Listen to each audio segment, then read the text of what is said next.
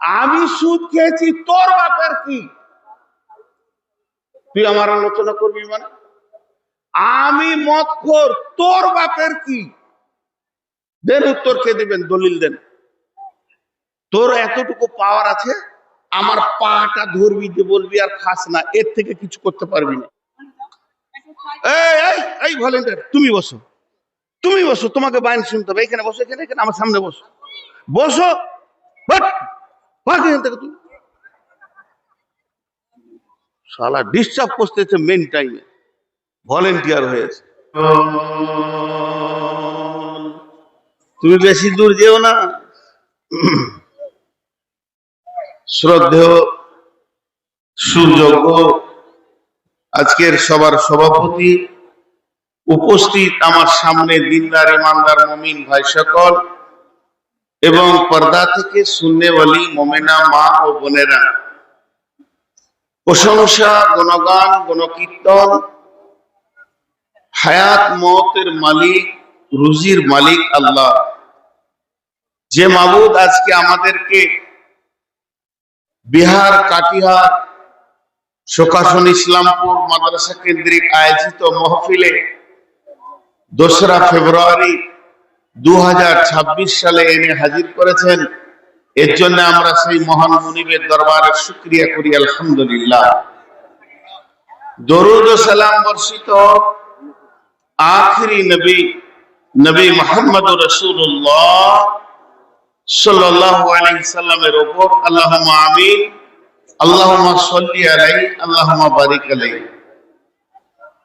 আমি আপনাদেরকে আজকে কোরআনের আয়াত কয়েকটা পড়েছি, এটা সামনে রেখে কথা বলবো বলে নিয়ত করেছি।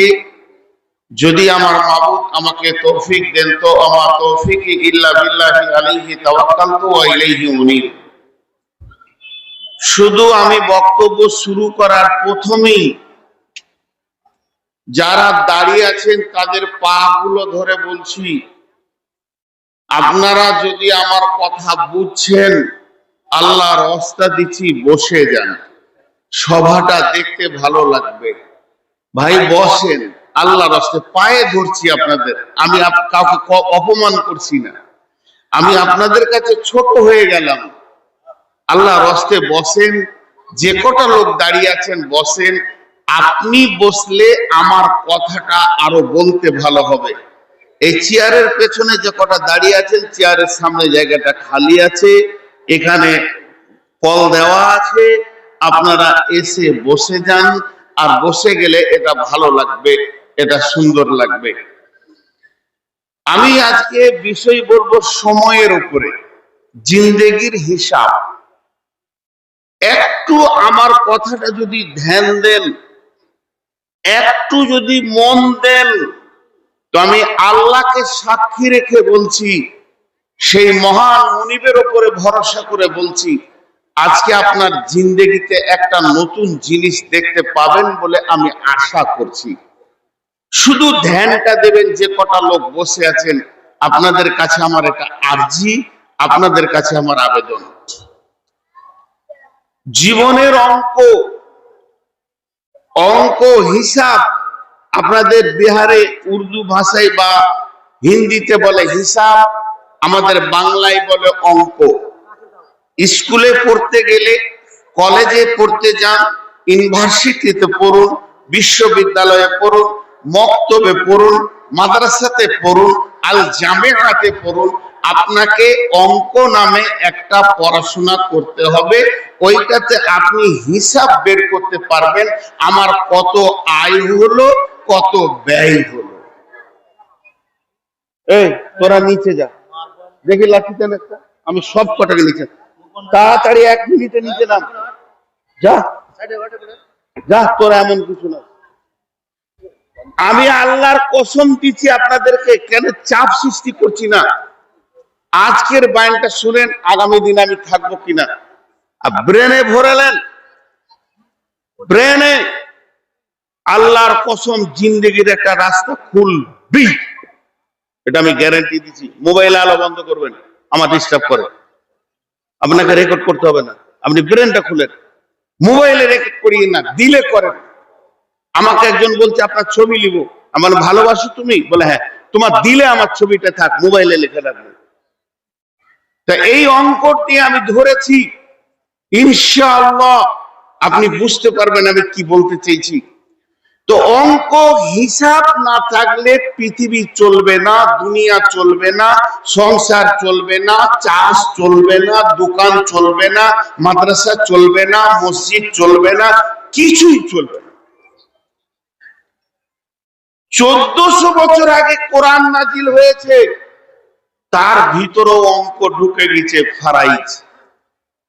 বেটা কত পাবে, বেটি কত পাবে, জায়গা কত পাবে, ডিহি কত পাবে, বাগান কত পাবে, পুকুর কত পাবে, বাপের টাকা পড়ে থাকলে ব্যাংকের সেটা কত পাবে, ওয়ারিসকে কত দিতে হবে, 114টা সূরা আছে, 6666টা আয়াত আছে। অঙ্ক 1400 বছর আগে ঢুকে গেছে। বিজ্ঞানীরা চলে অঙ্ককে কেন্দ্র করে।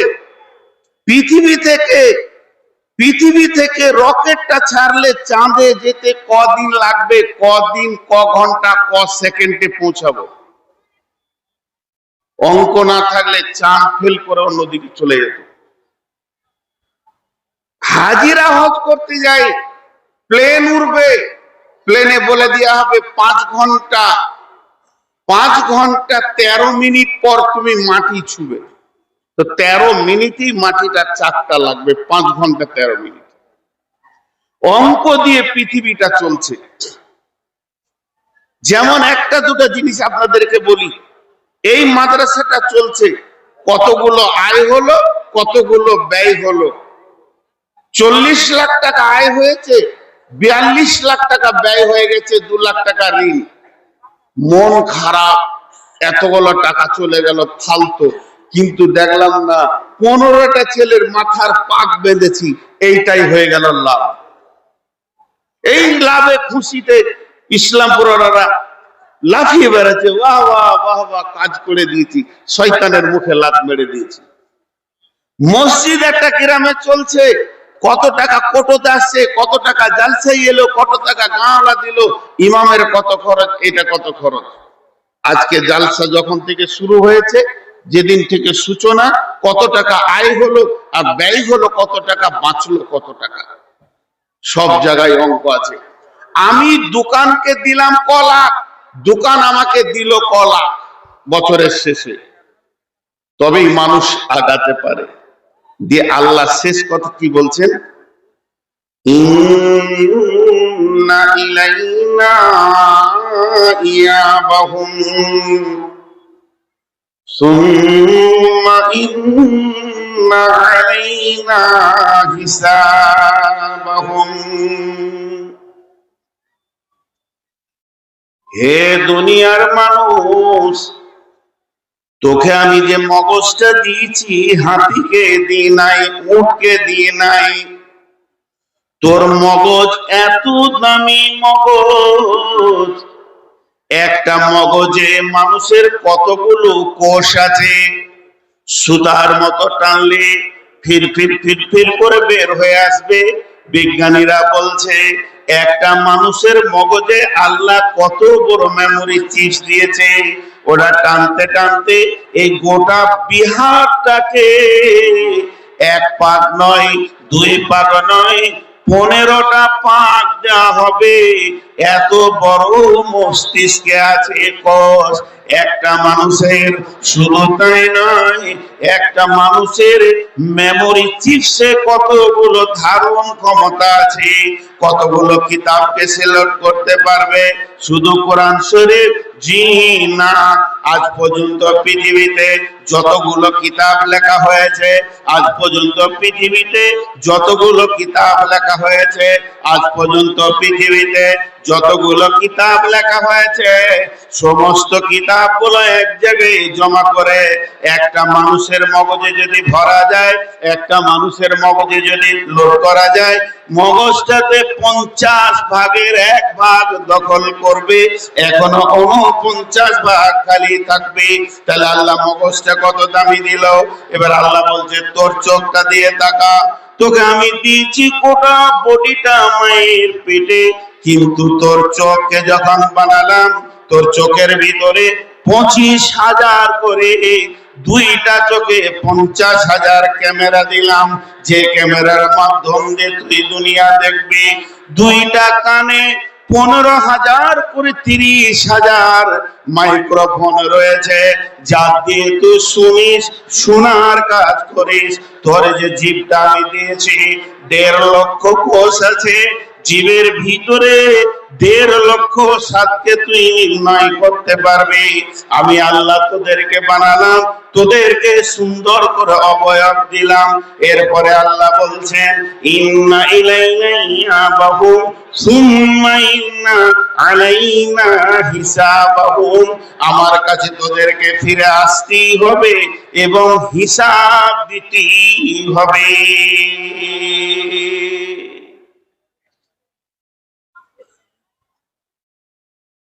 যাব না,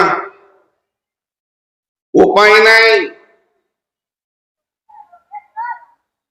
সুবহানাল্লাহ, সালের হিসেবে এত লেট। একটা জিনিস মাথায় রাখবেন, আমি আপনাদের হাতগুলো ধরেছি আজকে বয়ানটা শোনার জন্য। এতগুলো কাউকে দিইনি, তোকে দিয়েছি। সুম্মা লা তুসআলুনা ইয়াওমাইদিন আনিন নাঈম। তোকে একদিন প্রশ্ন করা হবে। আল্লাহ বলছে, আমি যা নিয়ামত দিয়েছি এই নিয়ামত সমূহের প্রশ্ন হবে, প্রশ্ন করা হবে। যাব না, না। একটা মিশাল দিব, ধ্যান দিয়ে শুনবেন। এই যে প্যান্ডেলের কাপড় ধরেন কিংবা নেট জাল, এইখানে যদি টান করে ওকে সুন্দর করে বিছানো যায়, হাইট করে উঁচা করে, দুদিক থেকে ভালো করে সিলিয়ে সিলিয়ে টান দিয়ে, তা নেটটা দেখতে ভালো লাগবে। আর সাইকেলের বল আছে না, সাইকেলের বেয়ারিং এ যে বল থাকে, বল লোহার বল, নতুন লোহার বলকে ভালো করে তেল মাখিয়ে এর উপরে রেখে দেন, দেখতে ভালো লাগবে। আর লাইট দিয়ে দেন, আরো মজা লাগবে। বুঝাতে পারলাম? প্রথমে কাপড়টা টান করে দিলেন, যে সাইকেলের বল ছিটিয়ে দিলেন, কাপড়টা কালো দেন চাই লাল দেন, সাইকেলের বলগুলো সাদা, তেল মাখিয়ে ছেড়ে দিলেন, আর লাইট দিলেন তো চক চক চক চক চক চক করবে, আপনাকে দেখে ভালো লাগবে। কিন্তু ওই কাপড়ের একবারে মাঝে এমনি করে একটা ফুটো করে দেন, ফুটো ফুটো করে ওখানে একটা ইট বেঁধে দেন। যখনই ঢাল হবে তখন বলগুলো কোথায় যাবে? ওই ফুটোতে টক টক টক টক টক টক টক টক, সব বল খালি হয়ে যাবে। বুঝাতে পারলাম? আল্লাহ তাবারাক ওয়া তাআলা বললেন, ইয়া আইয়ুহান নাসু তাকু রাব্বাকুমুল্লাযী খালাকাকুম মিন নাফসিন ওয়াহিদাতিন ওয়া খালাকা মিনহা যাওজাহা ওয়া বাসসা মিনহুমা রিজালান কাসীরা ওয়ান নিসা। হে ঈমানদারেরা, তোমাদেরকে, হে মানুষ লোক সকল, ওই আল্লাহকে ভয় করো যে আল্লাহ একটা মানুষ বানালেন, হযরতে আদম আলাইহিস সালামকে, এবং তার আত্মা সম্পৃক্ত বামপাসলির হাড্ডি থেকে বানালেন জাওজাহা, তার বিবিকে, ওয়া বাসসা মিনহুমা রিজালান কাসীরান ওয়ান নিসা। সারা পৃথিবীতে এখন যেদিকেই তাকাবে মানুষ আর মানুষ, নারীতে পুরুষে মাদা আওরাতে ভরে গেছে। তাইলে দুইজনকে দিয়ে একটা মেশিন চালু করে দিলেন আল্লাহ, একটা ইঞ্জিনকে চালু করে দিলেন। আজও সেই ইঞ্জিন চলছে এবং মানুষ নামে জিনিসটা তৈরি হতে রয়েছে। সারা পৃথিবী যেন নজর কেড়ে নিয়েছে। আল্লাহ কত খুশি হয়েছে যে আমি বানিয়েছি, নজর কাড়া জিনিস আমি বানিয়েছি। সারা পৃথিবীর যে দিকে তাকাবে মানুষ আর মানুষে ভর্তি হয়ে গেছে, আমার নজরকে কেড়ে নিয়েছে। তাহলে নজর কাড়া জিনিসই গেল। কিন্তু আল্লাহ তাবারাক ওয়া তাআলা এরই ভিতরে একটা ফুটা বানিয়েছে, যেদিকে প্রতিদিন টক টক করে পড়ছে, ওটার নাম হলো কবর। এই মানুষগুলো প্রতিদিন টুকটুক টুকটুক করে ওই গর্তের ভিতরে যেতে রয়েছে।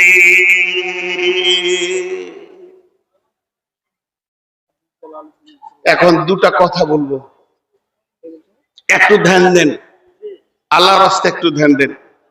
তাহলে আল্লাহ মানুষ বানালো, দিয়ে কবর বানিয়ে দিল। ঢোক, এক এক করে ঢোক, এদিকে আসবে ওদিকে যাবে, হিসাব দেখেন আল্লাহ। दुनिया रहने की जगह नहीं है, दुनिया अगर रहने की जगह होता तो जगह नहीं मिलता।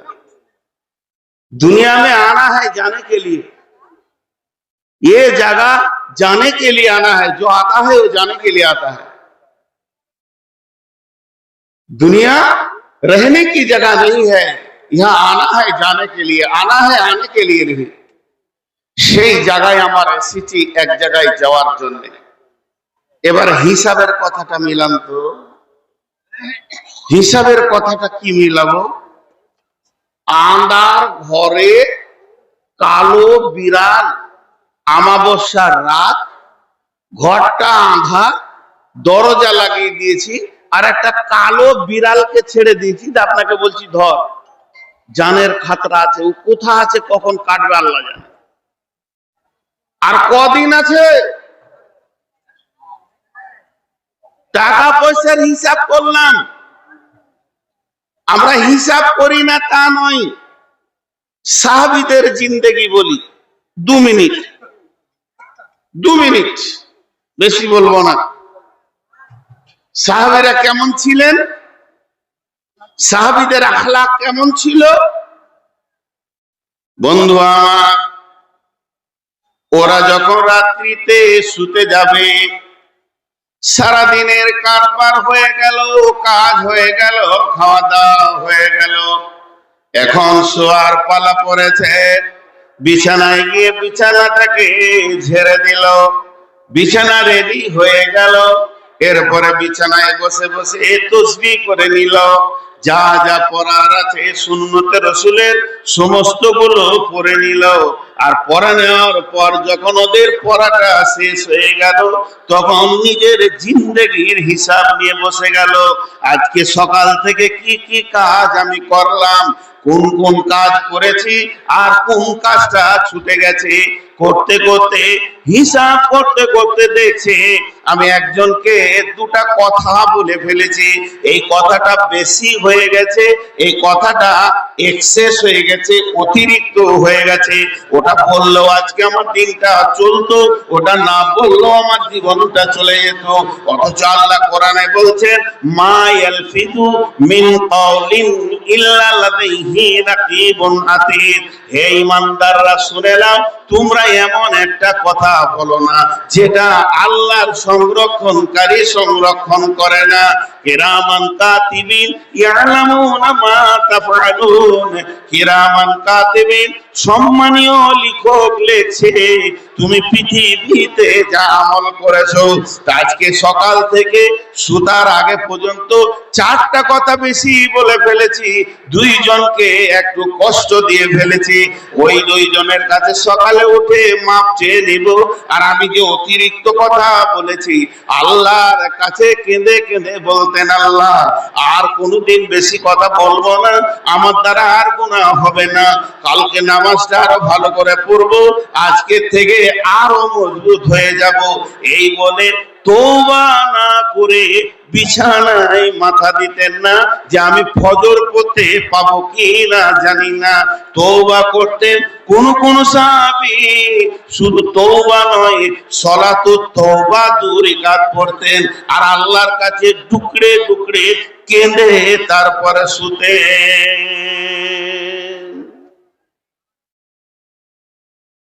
ইসিজি করা দেখেছেন?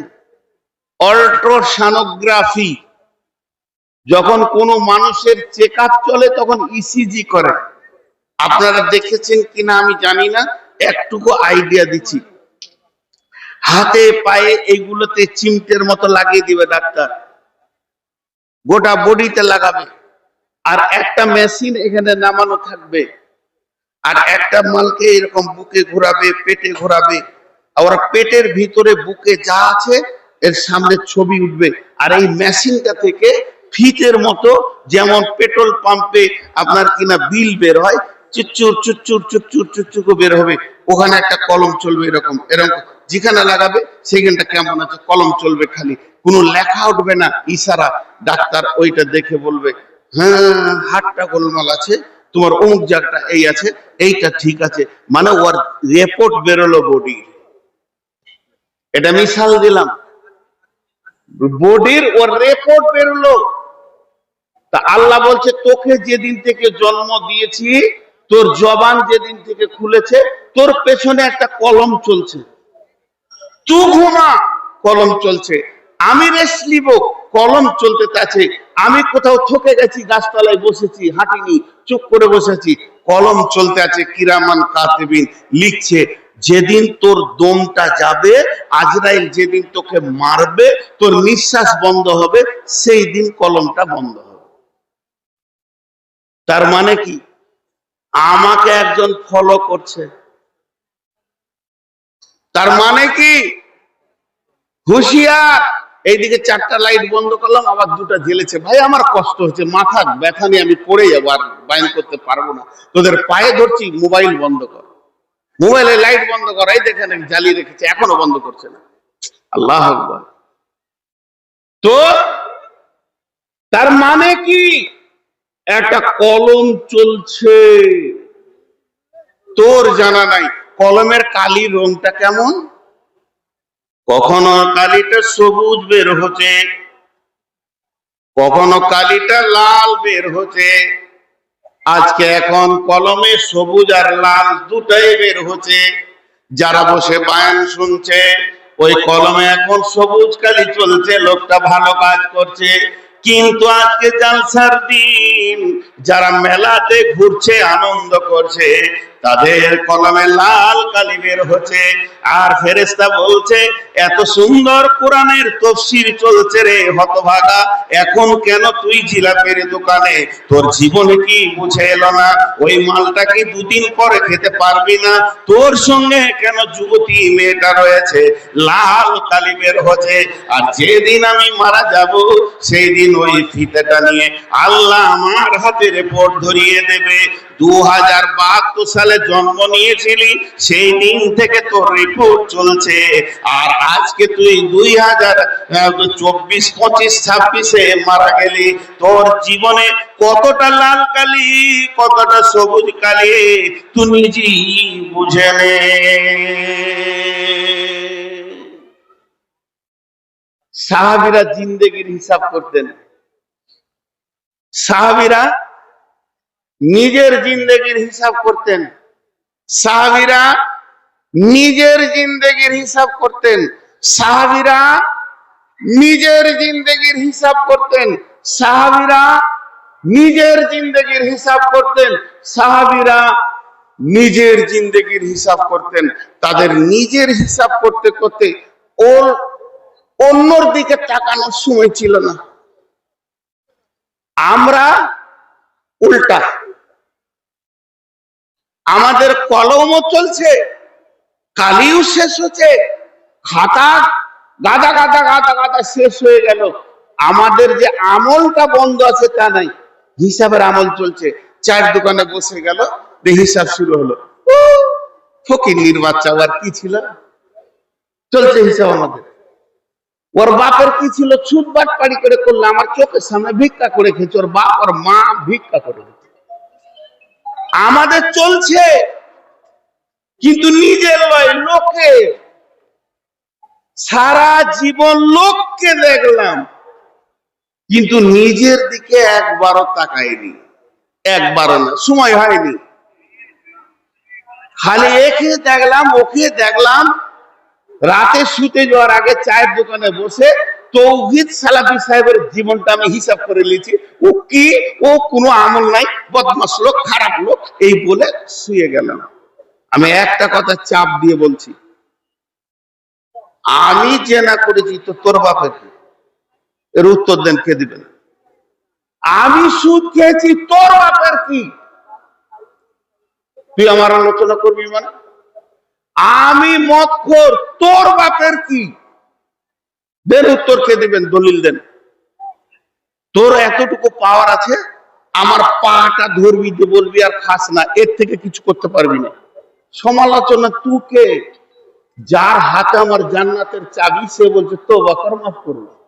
তোর এত কুটকুটি কিসের?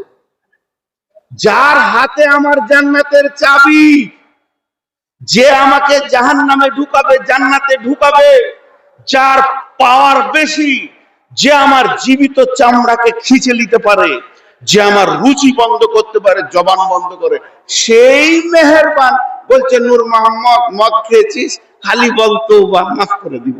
তো তোর এত কেন কুটকুটি? তুই চাই দোকানে কেন বলবি যে নূর মোহাম্মদ মাতাল? অঙ্ক করেন, সবারই হাতে একটা করে খাতা কলম দিয়ে দিলাম আমি, মনে মনে অঙ্ক করেন যে লোকের আলোচনা করে আপনি লাভ করলেন না লস করলেন। আমার চাবিটা যার হাতে, যে আমাকে জান্নাতে যখন ঢোকাতে পারে, বের করতে পারে, এত বড় ক্ষমতাবান, সে বলছে তুই তওবা কর, রমজান মাস আসছে, সবে কদরে রাতে খালি কেন্দেলে তোর জিন্দেগি মাফ করে দিব। তো তোর এত চায়ের দোকানে কুটকুটি কেন আমার মদ খাওয়া দেখে? হিসাব করো, নিজের খাতাকে বুঝা করছো। তা আমরাও চালাই, চলেন লোকের হিসাব করে খাতা শেষ করেছি, একটা ভুল। লোকের হিসাব করে কলমের কালি শেষ করেছি, দুইটা ভুল। লোকের হিসাব করে আমার নেকিটা তাকে দিয়েছি, তিনটা ভুল। লোকের বিপদ করে তার গুনাহটা আমি নিয়েছি, চারটা ভুল। এতগুলো ভুল কাজ মসজিদে বসে, মাদ্রাসায় বসে, চায়ের দোকানে বসে, আড্ডাখানায় বসে বির বির বির বির বির বির করে মুখ চালাচ্ছে, এতে তোমার কোনো লাভ হলো না। হে মুমিন, তুমি লস করেছো। হিসাব যদি করতে হয়, নিজের জীবনের হিসাব করো।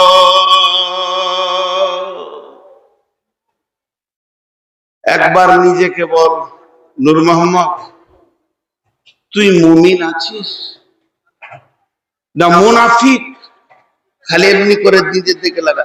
শেখ সাদি বলছে তোমার হাতে আঙ্গুল কয়টা গো? বলে 5টা। এই বুড়াটাকে সাক্ষী রাখো, বুড়া লোক মিথ্যা কথা বলবে না। তাহলে কথা আছে 4টা। লোকের দিকে আঙ্গুল বাড়াও, একটা। তাকান আমার হাতটার দিকে, কাটিংটা দেখেন, আমার হাতের কাটিংটা। শেখ সাদির কথা, আপনার দিকে একটা আঙ্গুল, আমার দিকে 3টা আঙ্গুল। এটা হলো 4 আনা, এটা হলো 12 আনা, মোট হলো 16 আনা। ই আছে সাক্ষী। উচো, উডাকা, উমাতাল, উসুদারু, উজুয়ারি, উরান্ডি, উবেশা, উলুচ্চা। তুই তো লোককে একটা আঙ্গুলে বললি, তোর দিকে 3টা আছে। ও যদি 1 লুচ্চা, তো তুই নিজে 3 লুচ্চা। হিসাব করা, কাগজ কলম নিয়ে। লোকের ভুল দেখাটাও ভুল, লোকের ভুল দেখাটাও ভুল। মানুষ বোঝে না। এবার একটা ছোট্ট কথা বলি। হযরতে উমর মুসলিম জাহানের দ্বিতীয় খলিফা। হযরতে উমর, উমরের নাম হলো উমর। রাসূলুল্লাহ সাল্লাল্লাহু আলাইহি ওয়াসাল্লাম উমরের টাইটেল দিলেন, বিশেষণ লাগালেন ফারুক। হযরতে উমর ফারুক। সাহাবা রাদিয়াল্লাহু মাজমাইনারা উমরকে আদর করে ডাকতেন মাওফাকুল ওয়াহি। হযরতে উমরের জবান দিয়ে এমন এমন কথা বেরিয়েছেন, আল্লাহ কোরআনের আয়াত নাযিল করেছেন। কেউ বলে 6টা আয়াত, কেউ বলেছে 21 খানা আয়াত। উমরের চিন্তা চেতনাটা আল্লাহ কোরআনে দিয়েছেন, এর জন্য মাওফাকুল ওয়াহি বলা হয়। এই লোকটা কত দামি, লোকটা কত দামি। মুসলিম জাহানের দ্বিতীয় খলিফা। লোকটার দূরদর্শিতা জ্ঞান ছিল গভীর। এই লোকটার কোয়ালিফিকেশন কি, এই লোকটার ডিগ্রি কি, এই লোকটা কত ডিগ্রিবান মানুষ। বিশ্ব নবী উমারের ডিগ্রি দিয়েছেন, লাউ কানা না বাদি নবিয়ান, লাউ কানা বাদি নবিয়ান কানা লাহু উমার। আমার পরে যদি কেউ নবী হতো, ওই নবীটা উমার হতো। লোকটার পরিচয় দিলাম আপনাদের সামনে। এই চেয়ারটা স্যার, হুঁশি নেই। এখানে চেয়ার দিয়েছে লোকগুলো আড়াল, কার পাছাতে এত বাঁদরের হাত চেয়ারে বসে? তিনটে চারটা আলেম বসেছে, যথেষ্ট হয়ে গেল। লোকটার ডিগ্রিটা আগে দেখেন, তারপরে কাজটা বলবো। এই লোকটার ডিগ্রি আগে দেখতে হবে, ওই লোকটার ডিগ্রি আগে দেখতে হবে, তারপরে কাজ। সরকার আগে ডিগ্রি দেখে, কাগজ দেখে, তারপরে কাজ দেয় ওকে। তো ডিগ্রি আগে দেখতে হবে। তা আল ওমারের ডিগ্রি হলো কি? মুসলিম জাহানের দ্বিতীয় খলিফা। ওনার দূরদর্শিতা জ্ঞান খুব ছিল। ওনাকে আল্লাহ রসুল বিশেষণ দিলেন ফারুক। উমার ফারুক হলো। তারপরে উমারের ডিগ্রি কি? মাওফাকুল ওহী। সাহাবীরা বলেছেন কম করে 5 থেকে 7টা আয়াত উমারের জবান দিয়ে আল্লাহ তাবারক ওয়া তাআলা উমারের চিন্তা দিয়ে আয়াতগুলো নাযিল করেছেন। শুধু তাই নয়, বিশ্ব নবী শেষকালের ডিগ্রিটা কি লিখে দিলেন, সার্টিফিকেটটা, লাউ কানা বাদি নবিয়ান কানা লাহু উমার। আমার পরে নবী হলে উমার হতো। ডিগ্রি কত বড়! এবার কাজটা শুনুন। ডিগ্রি হয়ে গেল, এবার কাজটা শুনুন। হজরের সালাত পড়তে গেছেন মসজিদে নববীতে। তখন তিনি রানিং খলিফা, মুসলিম জাহানের 18 লক্ষ বর্গ মাইলকে শাসন করছে। এই উমার একদিন মরুভূমিতে সফর করছিলেন সাথীদেরকে নিয়ে। খলিফা হওয়ার পর হঠাৎ উমার নিজেই বলেছেন, হে আমার সাথীরা শোনো, এই মরুভূমিতে আমি একদিন উটের রাখাল ছিলাম। আমি উট চড়াতাম। আমার আব্বা আমাকে কটা উট দিয়েছিল, চড়ারে বেটা, দুনিয়া করবি কি করে, ইনকাম তো করতে হবে, উট চড়িয়ে খেতাম। একদিন রোদে গরমে কোথা যাব, গাছতলা নাই, কিছু নাই, উটের পাছাড়েতে এসে একটু ছায়া পিঠিতে বসে আছি, আর উট লেদে দিয়েছে, তা আমার মাথাতে পড়েছে। কেমন বুদ্ধি! আমি বসবো উটের পাছার কাছে বসেছি, আর একটু রোদ থেকে বাঁচার লেগে, আর উট লেদে দিয়েছে, সবটি লাদ আমার মাথায় পড়েছে। আর ওই লাদ নিয়ে আমি আব্বার কাছে গেছি, লাদ ফেলে দিয়েছি, তো দেখে বোঝা যাচ্ছে। বাপ বলছে, তোর মাথায় গেলে কি রে?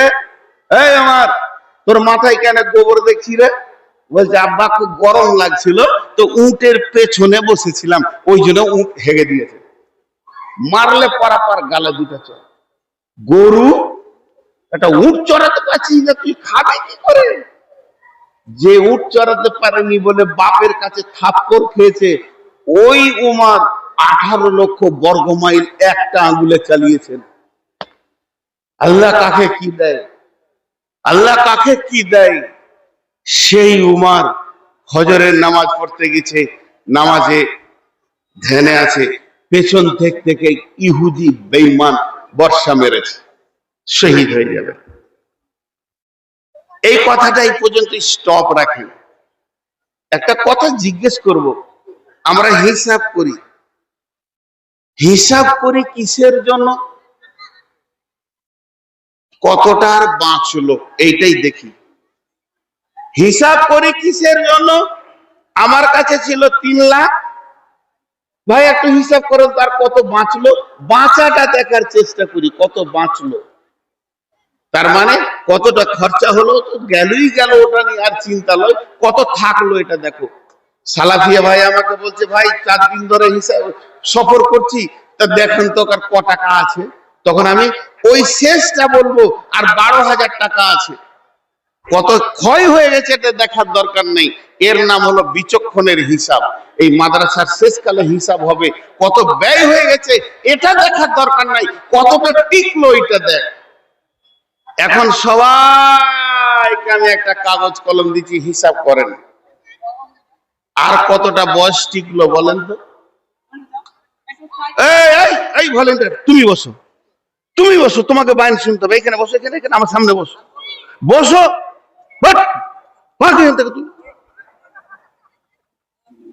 শালা ডিস্টার্ব করতেছে মেন টাইমে, ভলেন্টিয়ার হয়েছে।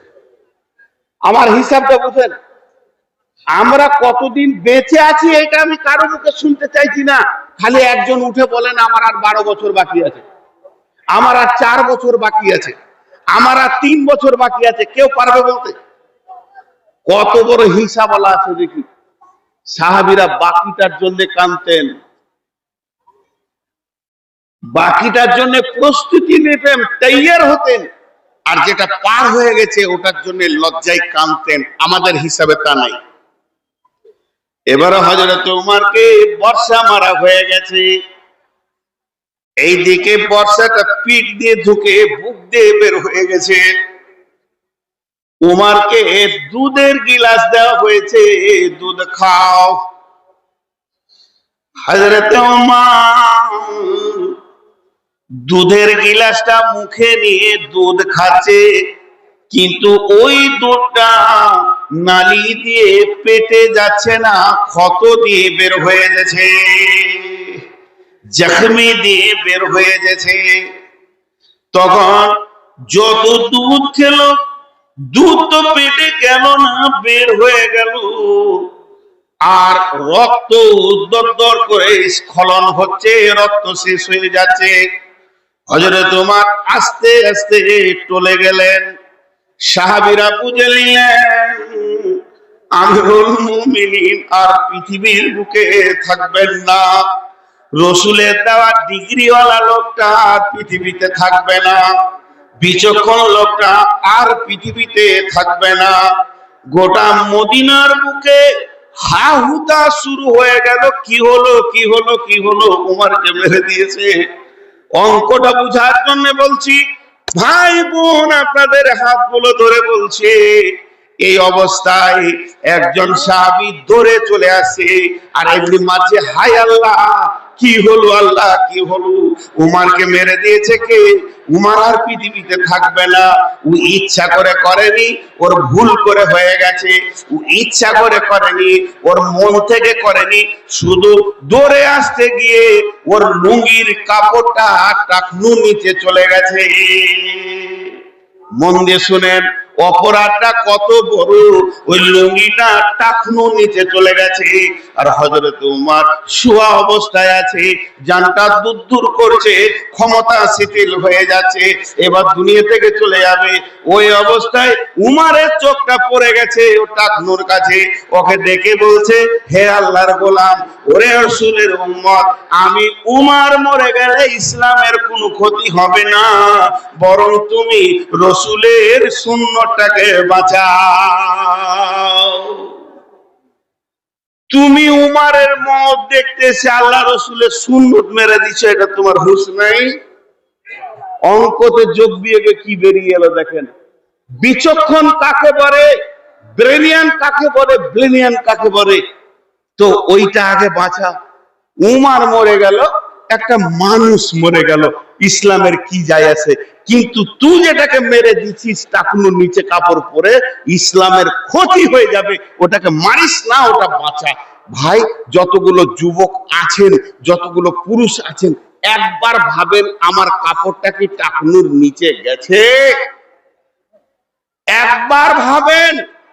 উমর মরবে, আর হয়তো খুব বেশি 5 মিনিট বাঁচবে, 7 মিনিট বাঁচবে, এতেও মারা যাবে। এই অবস্থায় অঙ্ক করছে, মরতে মরতে তারা অঙ্ক করেছে ইসলামের, আমরা করিনি। এরপরে কি হলো? হযরত ওমর বেটাকে ডাকলেন, বেটা আব্দুল্লাহ। আব্দুল্লাহ এসে বলছে যে আব্বাজান, বলে বলো বেটা, তোমাকে আমি একটা কাজে পাঠাচ্ছি, ওই কাজটা তোমাকে করতে হবে। তুমি চলে যাও আম্মা জান আয়েশার কাছে, তাকে তুমি পর্দা থেকে সালাম দেবে। তোমার সালামের উত্তর যখন আম্মা জান আয়েশা দেবে, তুমি আম্মা জান আয়েশাকে বলবে, আমির উম্মুল মুমিনিন, আমার আব্বা আপনার কাছে আমাকে পাঠিয়েছে আর সালাম দিয়েছে, আর আপনার কাছে একটা আরজি রেখেছে, একটা প্রস্তাব রেখেছে, আপনি যদি কবুল করেন তাও আব্বা খুশি হবে, আপনি কবুল না করলেও আব্বা খুশি হবে। অতএব আমার আব্বা আপনার কাছে একটা ছোট্ট আরজি রেখেছে। আম্মা উম্মুল মুমিনিন আম্মা জান আয়েশা বললেন, কি চাই তোমার আব্বা, আমাকে বলো। তখন আব্দুল্লাহ বলছে, আমার আব্বা তো এখন মৃত্যু পথে যাত্রা হয়ে গেছে, আর খানিকক্ষণের পরে মতে সাথ শিখে নিবে, দুনিয়া থেকে চলে যাবে। আমার আব্বার মনের আশা তার দুই সাথে আল্লাহ রসুল আর আবু বকরের পাশে কবর নেবে, শুয়ে থাকবে কিয়ামত পর্যন্ত। এটা উনি আবদার করেছে। আল্লাহ রসুল যেখানে শুয়েছেন ওটা আম্মা জান আয়েশার হুজরা। আয়েশার হুজরা, ওটা তো রসুল স্বামী, ডিস্টার্ব নাই। এটা তো আব্বা বাপ বেটি, ডিস্টার্ব নাই। আমি তো আর বাপও লই শ্বশুর লই, তা আমাকে জায়গা দেবে? জিজ্ঞেস করিও, কোনো চাপ দিও না। যদি দেয় বেটা, আমার দাফনটা রসুলের পাশে করিও, আমি কিয়ামত পর্যন্ত আমার দুই বন্ধুর কাছে শুয়ে থাকবো, এটা আমার আবদার। যখনই প্রস্তাব রাখলো, উম্মুল মুমিনিন আম্মা জান আয়েশা একটু চুপ থেকে 1 সেকেন্ড 2 সেকেন্ড, যেমন হয় 5 সেকেন্ড চুপ থেকে উত্তরটা কেমন দিচ্ছেন মহিলা? উত্তরটা দিচ্ছেন, রে আব্দুল্লাহ, ইসলামের তোমার বাপের কুরবানি আমার থেকে বেশি আছে। হযরত ওমর ইসলামের ব্যাপারে যত ত্যাগ স্বীকার করেছে, যত কুরবানি দিয়েছে, অন্য আমি দিতে পারিনি। অতএব তোমার বাপ যেটা আরজি করেছে ওটা আমি কবুল করলাম। না, উমারি হক রাখে এখানে সোয়ার, উমারি হক রাখে এখানে সোয়ার। ছেড়ে দিল আরজি। বেটা জিয়ে বলছে, আব্বা আব্বা। কিরে বেটা, সুসংবাদ আপনি আলহামদুলিল্লাহ পড়লেন, আপনার মনের আরজিটা কবুল হয়ে গেছে, আপনি দুই বন্ধুর সঙ্গে কিয়ামত পর্যন্ত থাকবেন। হযরত উমর বলেন, আলহামদুলিল্লাহ। বিচক্ষণ মানুষ আবার কি বলছে দেখেন, বেটা আমি এখনো বেঁচে আছি, তো লজ্জাই না বলতে পারেনি। তো একটা কাজ করিও, আমি যখন মরে যাব, খাটিয়া করে লাশটা নিয়ে গিয়ে আর একবার জিজ্ঞেস করবে, দে দাফন করবে। বেটা এবার বাপকে বলছে, বেটাও কম বিচক্ষণ লয়, সিংহর বাচ্চা সিংহ। বেটা আব্বাকে বলছে, আব্বা, আব্বাজি। বলে কি? এখন তো আপনার সব থেকে হলো আনন্দের সময়, এই আনন্দের সময় আপনাকে মায়ুস লাগছে কেন বলেন? আপনাকে হতাশা লাগছে কেন বলেন? হতাশা হওয়ার তো টাইম এটা নয়। আপনি এখন চললেন আল্লাহর মুলাকাতে, আর আল্লাহর মুলাকাতে মানুষ যখন যায় তার ভিতরে তো হতাশা থাকার কথা নয়। অতএব আব্বা, এই অবস্থায় আপনি কেন হতাশায় ভুগছেন? হযরত ওমর কি বলছেন? সমস্ত লোকগুলোর আমি হাতগুলো ধরে বলছি, মাত্র 2 মিনিটে শুনেলেন। হযরত ওমর কি বলছেন? হে আমার বন্ধুগণ, একবার শুনেলেন। ওমর বলছে, বেটারে, মতকে আমি ভয় করি না, তবে যে আল্লাহর কাছে আমি চললাম, আমি এখন মতের প্রাককালে, বিদায়ের কালে নেকি বলে কিছু খুঁজে পেছি না। আমি আল্লাহর সামনে দাঁড়াবো, কোন বস্তুটা নিয়ে দাঁড়াবো এই ভয়ে আমি থরথর করে কাঁপছি। বন্ধুরে আমার, উমর জানতেন বিরাট বড় জীবন আমি রসুলের বিরুদ্ধে চালিয়েছি, আমি রসুলের মাথা আনতে গেছি সেই লোক, আমি রসুলকে দুনিয়া থেকে সরিয়ে দেবো সেই লোক। আজকে আমি আল্লাহর কাছে কি করে দাঁড়াবো? হে বেটা, এই হতাশায় আমি ভুগছি।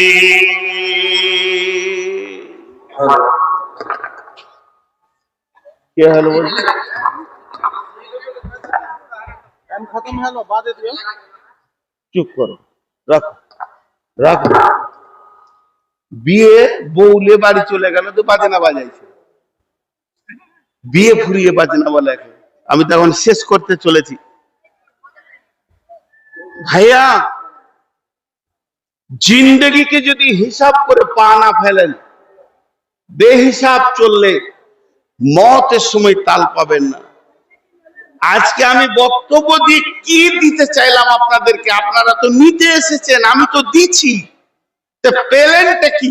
এটা যদি না হয় তা আপনাদের নেওয়াও হলো না, আমার দেওয়াও হলো না। আমি যেটা দিতে চাইলাম, জিন্দেগিকে অঙ্ক করেন, জিন্দেগিকে হিসাব করেন। যতদিন জিন্দেগির হিসাব না করতে পারবেন, ততদিন আপনি আপনার নিজের গন্তব্যে, নিজের লক্ষ্যে, নিজের উদ্দেশ্যে, মাকসাদকে পুরা করতে পারবেন না। এটা ভাবতে হবে। আজ আমরা জিন্দেগিকে বরবাদি লাইনে চালিয়েছি, বরবাদি লাইনে চালিয়েছি, শেষ করে দিয়েছি জিন্দেগিকে। এই তো লাইট মারতে শুরু করে যায়, আর এইটাতে নাদবিকে শেষ করে দিয়েছে।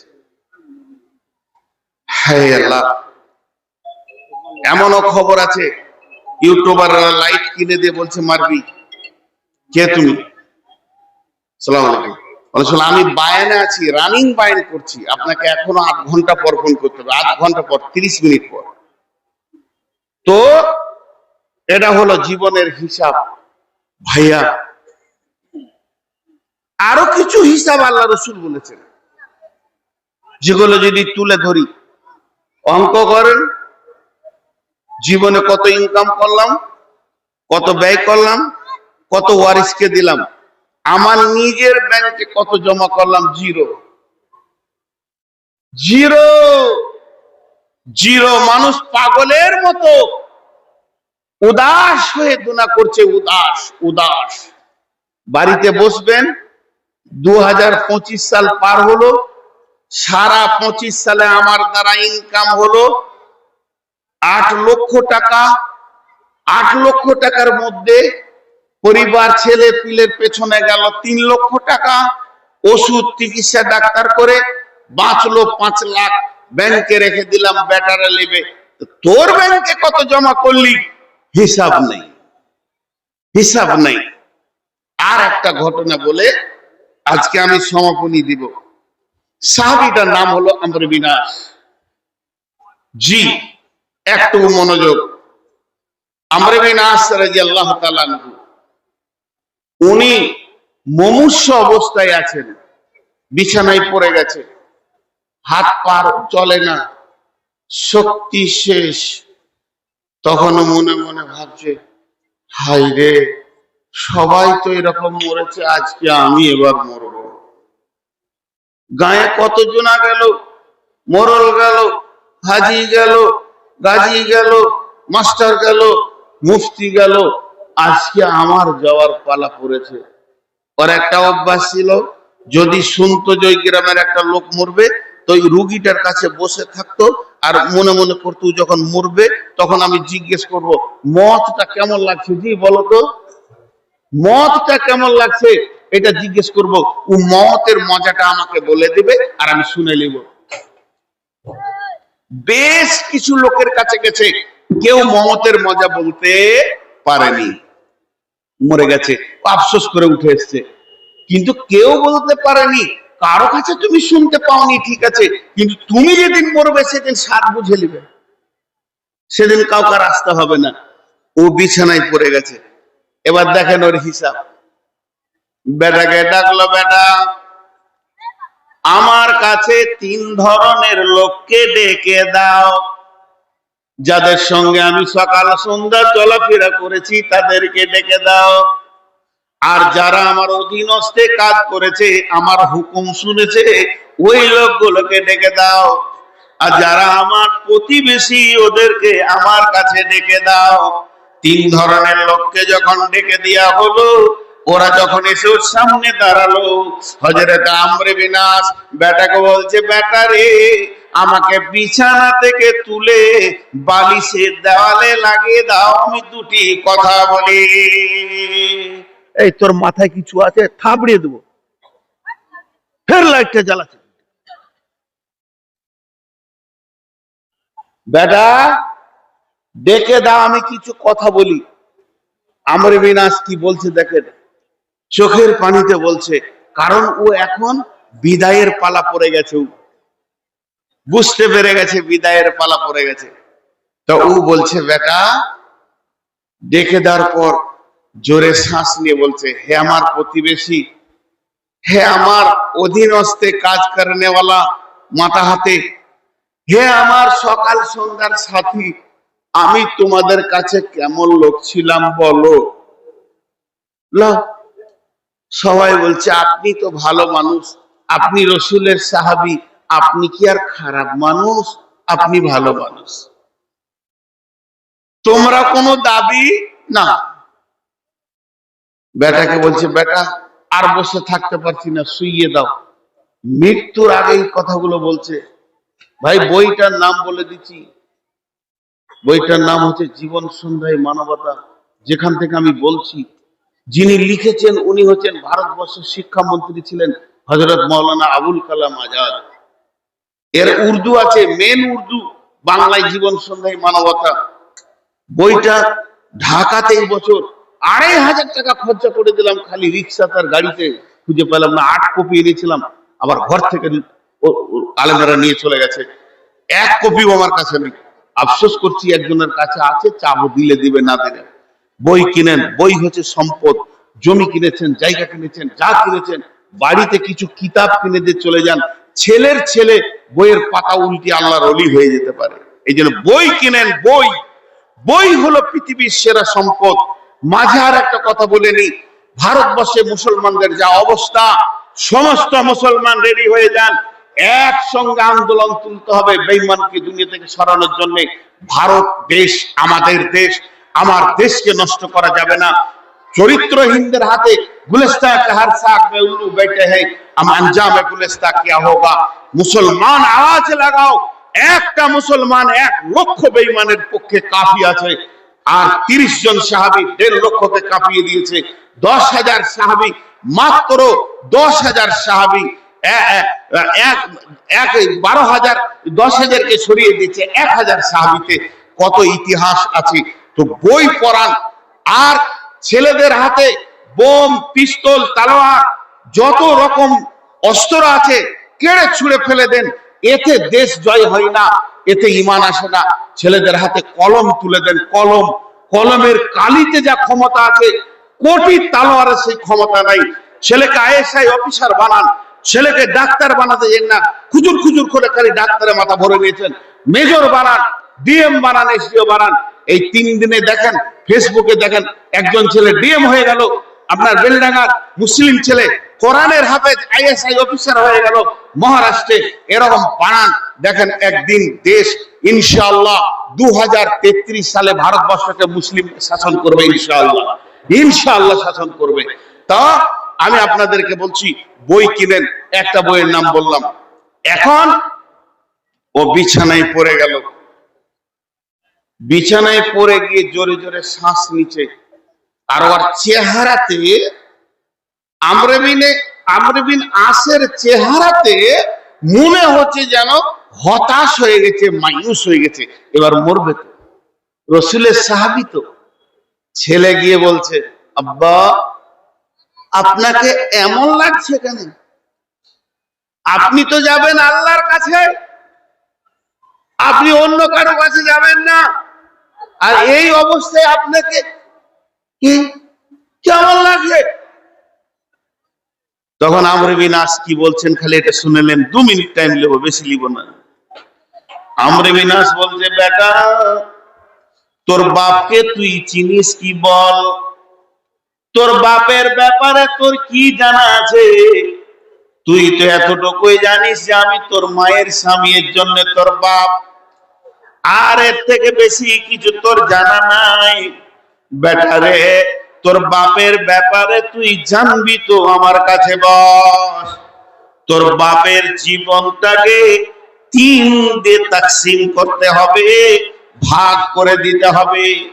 তোর বাপ জীবনটা কেমন ভাবে চালিয়েছে, এটা 3 ভাবে বিভাজন হবে।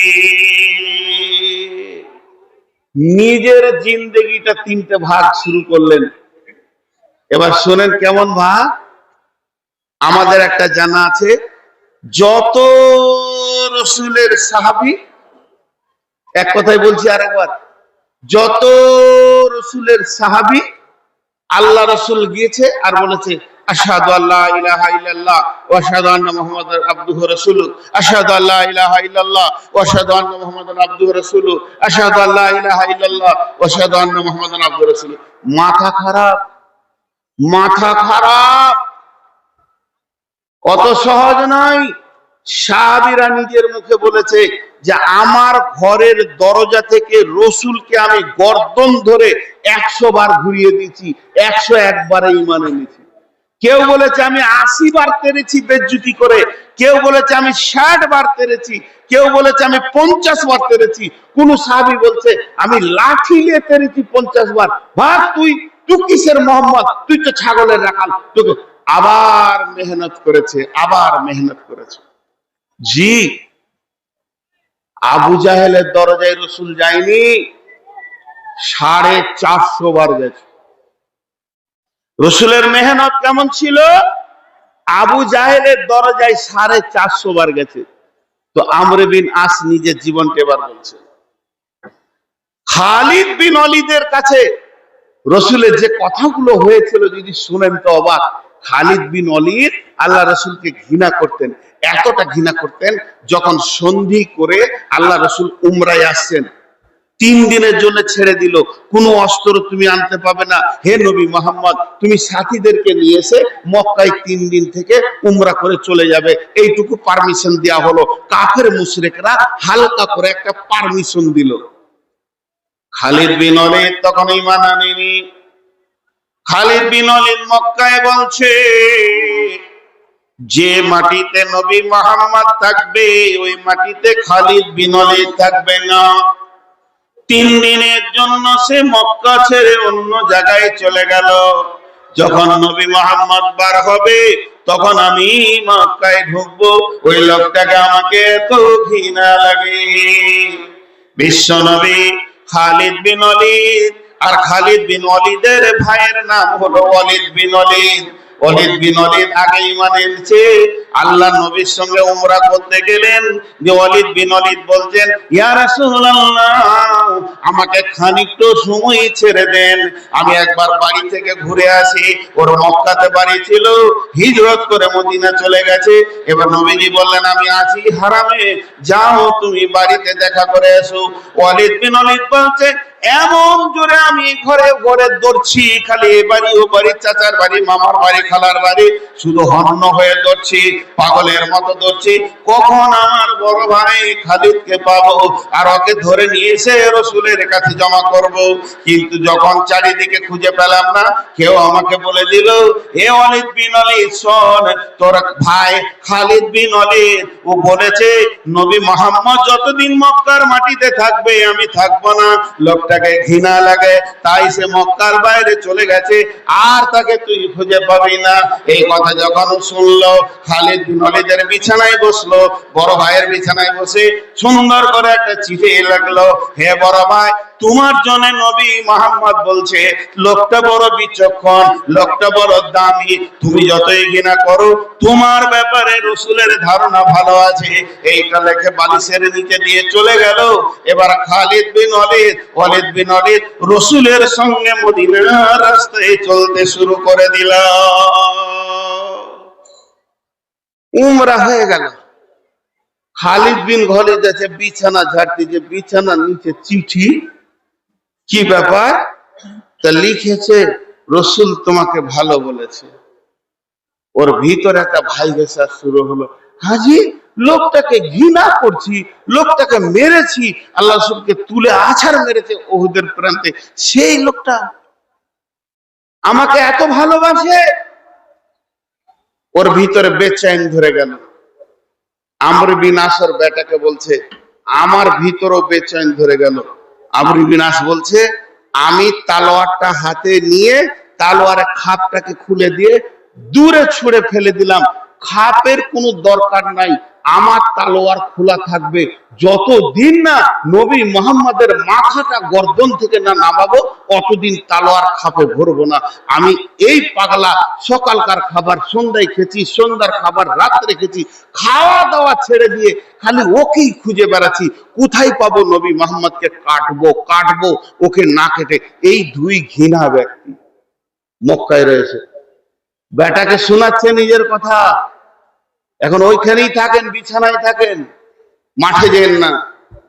বেটাকে বলছে, বেটা আমার মনটা হঠাৎ বলছে আর কতদিন হকের বিরুদ্ধে চলবো রে, নবী মুহাম্মদই ভালো লোক মনে হচ্ছে, তো এটা কাকে বলবো, গায়ে ঘুরছি পাগলার মতো, কাউকে দেখতে পাই না। তখন দেখছি খালিদ বিন ওলীদ কাবার আশেপাশে ঘুরছে একা। ওকে গিয়ে বলছি, খালিদ, বলে বলো।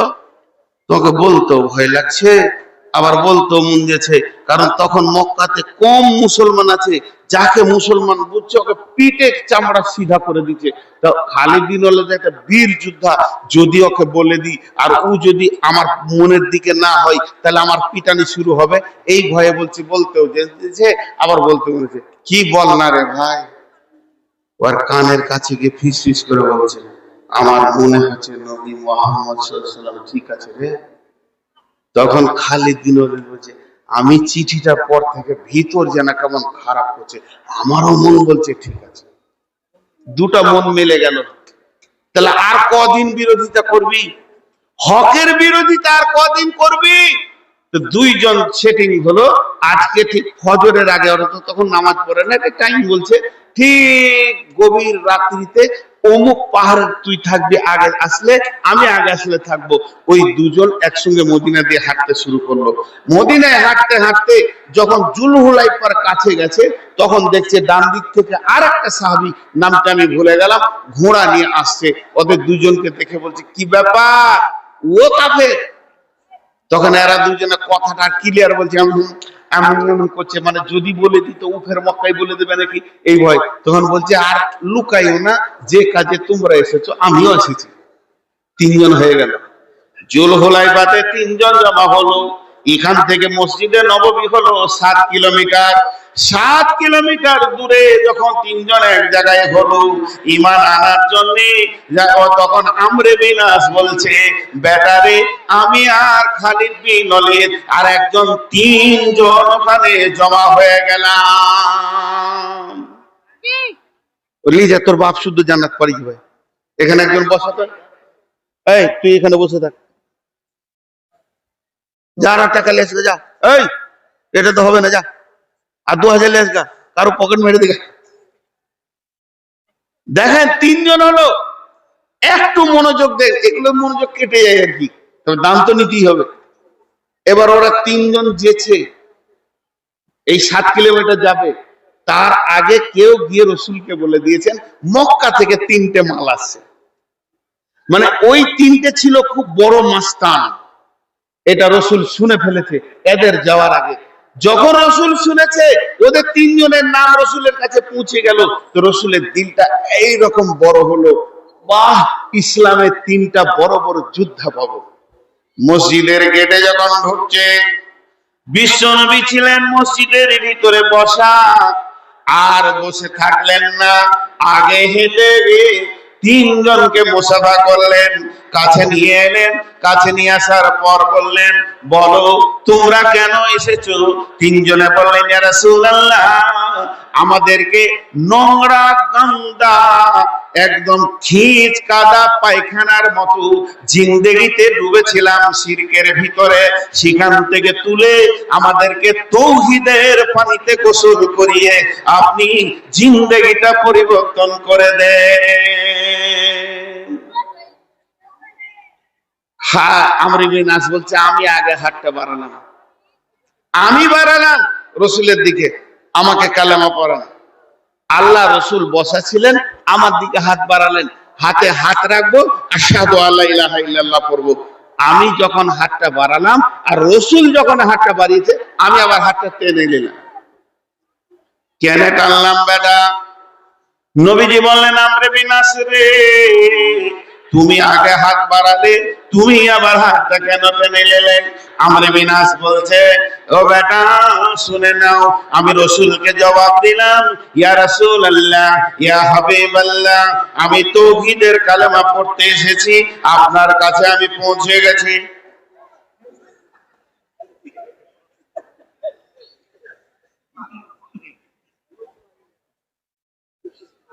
ভালো ছেলে, ধ্যান করে, আমি আপনার কাছে এসেছি কালেমা পড়তে, কিন্তু আমার মনের ভিতরে একটা জিনিস খালি মেশিনের মতো ঘুরছে, দিলটা যেন উচাল পাচাল করছে। যতক্ষণ ওইটা আমি না শুনবো অতক্ষণ পর্যন্ত আমি কেমন করে কালেমা পড়ব? নবীজি বলছে, তোমার মনের ভিতরে কি হচ্ছে? কে বাধা দিচ্ছে? তোমার মনকে কে ঘেরেছে? বলে, ইয়া রাসূলুল্লাহ, আমি কাঁদতে লাগলাম, ইয়া রাসূলুল্লাহ, আপনার গর্দন কাটার জন্য আমি তালোয়ারের খাপটা ছুঁড়ে ফেলে দিয়েছিলাম, আর তালোয়ারটাকে নাঙ্গা করে নিয়ে মক্কার গলিতে গলিতে গলিতে গলিতে খাওয়া দাওয়ার ধ্যান ছেড়ে দিয়ে ঘুরেছিলাম। আপনার মতো মানুষটাকে দুনিয়া থেকে সরানোর চিন্তা করেছিলাম। এই যে আমি পাপের পাহাড় করে রেখেছি, আমার মনে হচ্ছে আমার পেছনে যে পাপের পাহাড় গুলো রয়েছে ওগুলো হুড়মুড়িয়ে আমার উপরে পড়ছে। এই পাপের ব্যাপারে আপনি যতক্ষণ কিছু আমাকে নিশ্চিত না দেবেন অতক্ষণ কেমন করে কালেমা পড়বো? আল্লাহর নবী আমর বিন আসের দিকে আঙ্গুল তুলে চোখ রেখে হাত তুলে বলল, আমর বিন আস রে, মানুষের জীবনের তিনটা আমলের সমস্ত গুনাহকে মাফ হয়ে যায়, একদম মাসুম বাচ্চা হয়ে যায়। এক নম্বর হলো যদি সে হজ করে, হজটা মাবরুর হয়ে যায়, কবুল হয়ে যায়, সেই দিন যেন তার মা তাকে জন্ম দিল। দ্বিতীয় হলো ঈমান বাঁচানোর জন্য কেউ স্থানান্তরিত হয়ে যায়, কাটিহারের লোক বর্ধমান চলে গেল জমি জায়গা বেচে দিয়ে, শুধু হলো ঈমান বাঁচানোর উদ্দেশ্যে, সেই দিন সে মাসুম বাচ্চা হয়ে যায়। আর যদি কোনো মুশরিক কাফের বেঈমান যেদিন ও কালেমা পড়বে, তার কালেমা পড়ার পরে পরেই যেদিন ঈমান আনবে, জীবনের সমস্ত গুনাহ মাফ হয়ে যাবে। বেটারে, যখনই রসুল বললেন জীবনের গুনাহ মাফ হয়ে যাবে, আমি সঙ্গে সঙ্গে রসুলের হাতটা ধরে বললাম, আশহাদু আল্লা ইলাহা ইল্লাল্লাহু ওয়া আশহাদু আন্না মুহাম্মাদান আবদুহু ওয়া রাসূলুহু। হে বেটা, আমার জীবনের দুটো অংশ তোকে বলে দিলাম। প্রথম অংশে রসুলের দুশমন ছিলাম, তখন যদি আমার মত হতো আমি নিশ্চিত ছিলাম জাহান্নাম গেছি। আর যখন আমি কালেমা পড়লাম, রসুলের সঙ্গে থাকতে লাগলাম, বেটা যতজন সাহাবী আছে, রসুলের চেহারাটা জিজ্ঞেস কর, তারা বলে দিবে রসুলের নাকটা কেমন ছিল, চোখটা কেমন ছিল, ভুরু কেমন ছিল, মোচটা কেমন ছিল, দাড়িটা কেমন ছিল। কিন্তু আমাকে জিজ্ঞেস কর, আমি রসুলের চেহারা বলতে পারবো না। বেটা বলছে, কেন আব্বা, আপনি রসুলকে দেখেছেন, চেহারা বলতে পারবেন না? বলে, আমি যা বিরোধিতা করেছি, আমি যে বেঈমানি করেছি, রসুল যখনই মজলিসে আসতেন আমি লজ্জায় মাথা নাম করে দিতাম, কোনদিন রসুলের চোখে চোখ দিয়ে কথা বলতে পারিনি। আমি নিজেকে এত শর্মী ছিলাম, এত লজ্জিত ছিলাম যে এই দামি মানুষটাকে আমি সরাতে চেয়েছিলাম দুনিয়া থেকে, এই জন্য আমি মাথা নামিয়ে থাকতাম। এর জন্য রসুলকে আমি ক্লিয়ার বলতে পারবো না। বেটারে শুনে নাও, ওই জামানায় যদি আমার মতটা হতো, এত আমি চিন্তায় ছিলাম না, আমি হাসতে হাসতে জান্নাতে যেতাম। এখন আমার মত হচ্ছে রসুলও নাই, এখন আমার মত হচ্ছে কেউ নাই আমার পাশে, আমি রয়েছি, দুনিয়াবি জিন্দেগি করেছি, আর আমার মতটা কেমন হচ্ছে আমি বলতে পারছি না। আল্লাহর কাছে কি জবাব দিব বলতে পারছি না, এই জন্য আমি মায়ুস হয়ে গেছি। তারা জীবনকে ভাগ করত, হিসাব করত। আমর বিন আস একটা কথা বলেছিল, এই কথাটার মানে যদি এখানে কেউ বলে দিতে পারেন তো প্রাইজ পাবেন। উনি বলেছেন যে বিরাট হারিয়েছি, খানিকটা পেয়েছি। আমি যেটা হারিয়েছি যদি পেয়ে যেতাম, যেটা পেয়েছি যদি এটা হারিয়ে যেত ভালো হতো। আর একবার বলছি, বিরাট হারিয়েছি, খানিকটা পেয়েছি, বিরাট হারিয়েছি, খানিকটা পেয়েছি। যেটা পেয়েছি এটা যদি হারিয়ে যেত, আর যেটা হারিয়ে গেছে ওটা যদি পেয়ে যেতাম তাহলে ভালো হতো। আমার 2000 টাকার নোট হারিয়ে গেছে, আর 10 টাকা পরে পেয়েছি রাস্তাতে। একদিনই হাটা থেকে আসছিলাম, তো 2000 টাকা হারিয়ে গেল, 10 টাকা পেয়েছি। যদি 10 টাকা হারিয়ে 2000 পেতাম তা ভালো হতো। এর মানেটা কি? এর মানে হচ্ছে আমার জীবনটা 70 বছর কেটেছে, তার ভিতরে 55-60 বছর রসুলের বিরুদ্ধে চলে গেছে, মাত্র 10 বছর রসুলকে পেয়েছি। তা আমি কি ভুল করেছি রে বেটা? 10 বছর যদি রসুলের বিরোধিতা করে 50 বছর সাথে থাকতাম তা কত ভালো হতো। এটার মানে এইটাই। তো ভাই, আমরা সকলের হাত ধরে বলছি, শুধু আপনারা নয়, আপনারা যে রোগের রুগী আমিও সেই রোগের রুগী, মাসোয়ারা সাপেক্ষ আমি কথা বলছি। তাই আপনাদের যত রোগ আমারও তত রোগ। অতএব আমরা যেগুলো হারিয়ে ফেলেছি সেগুলো তওবা করে এখন মসজিদে ঢুকে একটা জিন্দেগিকে বানানোর চেষ্টা করি। এটাই আমার বক্তব্যের শেষ কথা। আল্লাহ যেন আপনাকে আমাকে শোনা এবং বলার থেকে বেশি করে আমল করার তৌফিক দান করেন। আল্লাহুম্মা আমিন। আসসালামু আলাইকুম ওয়া রাহমাতুল্লাহি ওয়া বারাকাতুহু। হায় আল্লাহ।